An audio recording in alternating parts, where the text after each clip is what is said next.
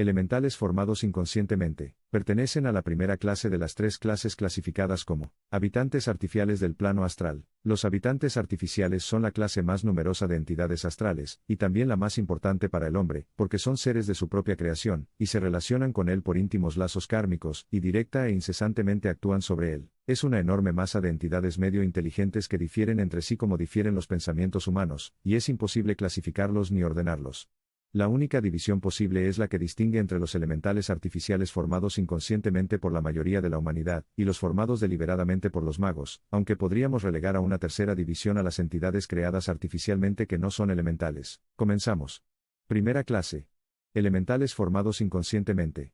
Ya dijimos que la esencia elemental que por todos lados nos rodea es en todas sus numerosas variedades muy capaz de recibir la influencia del pensamiento humano. La acción del más leve pensamiento errabundo en la esencia elemental forma una nube de rápido movimiento y evanescente configuración según ya quedó expuesto. Ahora veremos cómo afectan a la esencia elemental los definidos y deliberados pensamientos y deseos del hombre. El efecto producido es de muy sorprendente índole. El pensamiento se apodera de la esencia elemental, y moldea instantáneamente con ella un ser viviente de apropiada forma, y que una vez formado ya no depende de quien lo formó, sino que tiene vida propia cuya duración es proporcional a la intensidad del pensamiento que lo formó. Lo mismo cabe decir del deseo. Los pensamientos de la mayoría de las gentes son tan vagos e indecisos, que los elementales por ellos formados solo duran unos cuantos minutos o a lo sumo algunas horas, pero un insistente pensamiento o un ardoroso deseo forman un elemental cuya existencia puede prolongarse durante muchos días. Como quiera que los pensamientos del hombre ordinario se refieren casi siempre a sí mismo, los elementales que forman permanecen a su alrededor, y constantemente propenden a provocar la repetición del originario pensamiento, pues tales repeticiones, en vez de formar nuevos elementales, intensifican el ya formado y le alargan la vida.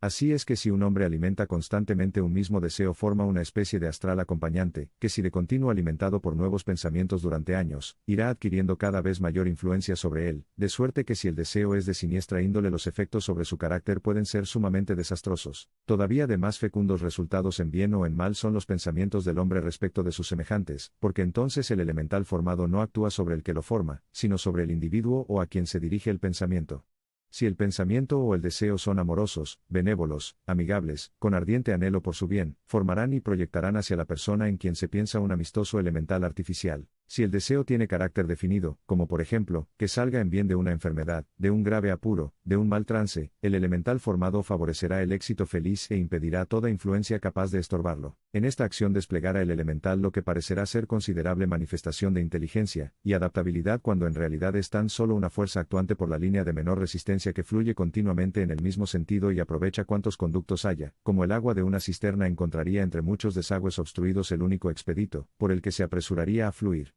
Si el pensamiento y el deseo fueren de indefinida condición respecto del bien general del individuo a quien van dirigidos, la esencia elemental con su admirable plasticidad responderá también exactamente a aquel indistinto deseo, y el elemental formado desplegará su fuerza en el sentido de la acción que más fácil le sea con ventaja para el favorecido. En todos los casos la fuerza desplegada por el elemental, y el tiempo que vive para desplegarla dependen enteramente de la intensidad del pensamiento o del deseo que lo engendró, aunque también puede que lo alimenten, intensifiquen y alarguen su vida otros buenos y favorables deseos llegados de distintas direcciones. Además, parece como si el elemental artificial actuara, como otros deseos, con el instintivo afán de prolongar su vida, y así reacciona sobre su creador con una fuerza que propende constantemente a provocar la reproducción del pensamiento o deseo que lo actualizó. También influyen los elementales artificiales en los individuos con los que se ponen en contacto aunque no es tan completa su relación con ellos. Todo lo dicho respecto a los favorables efectos de los buenos pensamientos y amistosos deseos es también verdad en opuesto sentido respecto de los malos pensamientos y deseos, y al considerar cuánta envidia, malicia, odio y egoísmo hay en el mundo, se comprende que entre los elementales artificiales se encuentran algunos de todo punto horribles. El hombre cuyos pensamientos y deseos sean malignos, rencorosos, brutales, lujuriosos, avarientos y hostiles, va por el mundo llevando consigo por doquiera una pestilente atmósfera psíquica poblada por las repugnantes entidades que formó para que fueran sus compañeros. De esta suerte no solo se halla él en triste situación, sino que es un peligro para sus semejantes, pues cuantos con él se pongan en contacto arriesgan contagiarse de la influencia de las abominaciones de que quiso rodearse. Un sentimiento de envidia o de odio lanzado contra una persona, entrañará un elemental que se dirigirá hacia ella como disparada flecha, y buscará el punto más fácil por donde penetrar.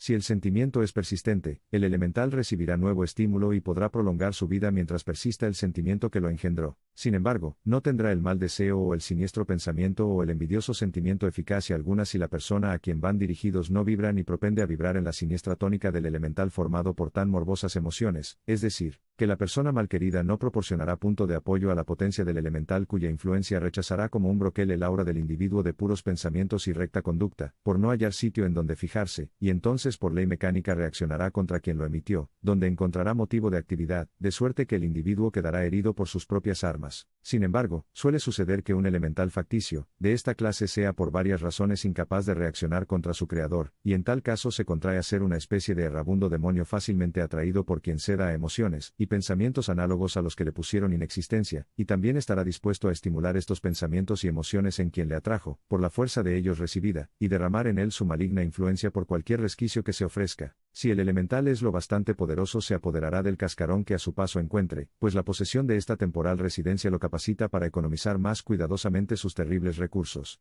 De esta manera puede manifestarse valiéndose de un medium y simulando una persona conocida, influir en quienes de otra suerte no les fuera posible. Lo expuesto hasta aquí sobre el particular servirá para confirmar la importancia de mantener en rigurosa sujeción nuestros pensamientos. Muchos individuos bien intencionados que escrupulosamente cumplen su deber en palabra y obra con el prójimo, se figuran que sus pensamientos solo a él le afectan, y así los emiten alborotadamente en todas direcciones, de todo punto inconscientes del enjambre de funestas entidades que lanzan al mundo. A un hombre así le sería horrible revelación el exacto conocimiento de los efectos del pensamiento, y del deseo en la producción de elementales facticios, mientras que por el contrario sería un gran consuelo para muchos a quienes angustia la imposibilidad de corresponder materialmente a las bondades en ellos prodigadas por sus bienhechores. Tanto pobres como ricos pueden emitir con toda eficacia buenos pensamientos y deseos, y todo individuo es capaz, si tal trabajo se toma, de mantener siempre al lado del ser querido, doquiera se halle, un ángel protector. Más de una vez los amorosos pensamientos y oraciones de una madre han formado para el hijo un ángel custodio que le asistió y protegió, a menos que el hijo careciera de todo instinto de receptividad a las buenas influencias.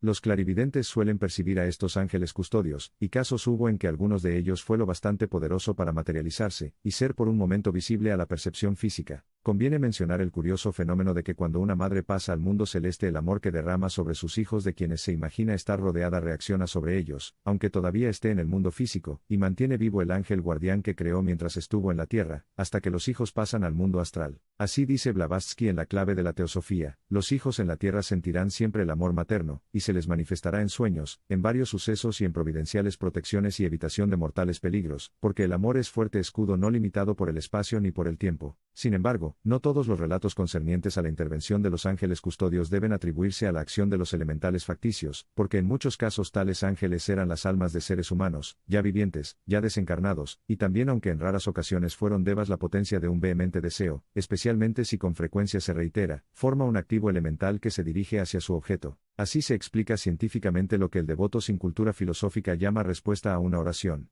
Hay casos, aunque hoy día raros, en que el karma delirante permite que le auxilie directamente un maestro o su discípulo, y también cabe la todavía más rara posibilidad de la intervención de un deva o de un amistoso espíritu de la naturaleza, pero en todos los casos, el procedimiento más fácil para tal auxilio será la intensificación y acertada dirección del elemental ya formado por el deseo. Recientemente llegó a noticia de uno de nuestros investigadores un curioso e instructivo ejemplo de la extrema persistencia de los elementales facticios bajo favorables circunstancias. Algunas familias inglesas de vieja estirpe conservan la tradición de un significativo aviso de la muerte del jefe o de algún individuo de su familia, es decir, que un fenómeno siempre el mismo, de distinta índole en cada familia, anuncia pocos días antes dicha muerte, como por ejemplo, el ave blanca de los Oxenhams, cuya aparición desde los tiempos de la reina Isabel de Inglaterra ha sido seguro presagio de la muerte de algún individuo de dicha familia. Otro ejemplo es el del coche fúnebre que se detiene a las puertas de un castillo del norte de Inglaterra días antes de ocurrir una defunción en la familia residente en el castillo. Un fenómeno de esta clase, pero no tan extraordinario como los descritos, está adscrito a la familia de uno de nuestros amigos, y consiste en una especie de canto fúnebre que se oye como si flotara en el aire 3 días antes de la muerte de un individuo de la familia. Nuestro amigo oyó por 2 veces el canto fúnebre, y las 2 veces tuvo confirmación el presagio, y como quiera que las tradiciones de familia aseguraban que el mismo fenómeno se había ido repitiendo en el transcurso de siglos, quiso indagar por ocultos procedimientos la causa eficiente de tan extraño fenómeno. El resultado fue tan sorprendente como interesante.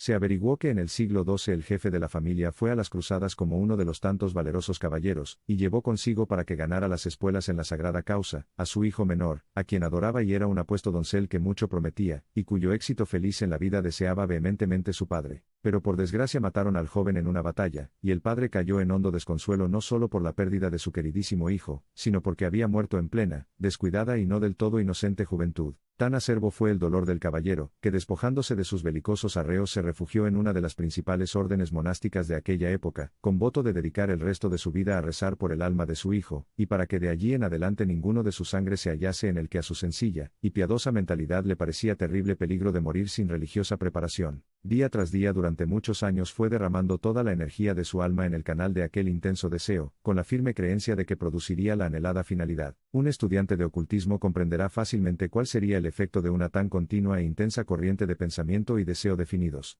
El caballeresco monje creó artificialmente un elemental de intenso poder con plenitud de recursos para su particular objeto, y dotó de una interna energía capaz de dar indefinida realidad a su deseo. Un elemental es como un acumulador eléctrico sin hendidura ni raja, y si consideramos cuán intensa fue la energía acumulada en el formado por el monje, y cuán de tarde en tarde había de usar algo de ella, no es extraño que aún hoy día conserve sin detrimento su vitalidad, y todavía avise a los descendientes del cruzado la proximidad de la muerte, repitiendo en sus oídos la extraña y quejumbrosa música que fue el canto funeral de un joven y valeroso soldado de hace 7 siglos en Palestina. Primera clase descritos en este video. Segunda clase, elementales formados conscientemente. Tercera y última clase, elementales artificiales humanos.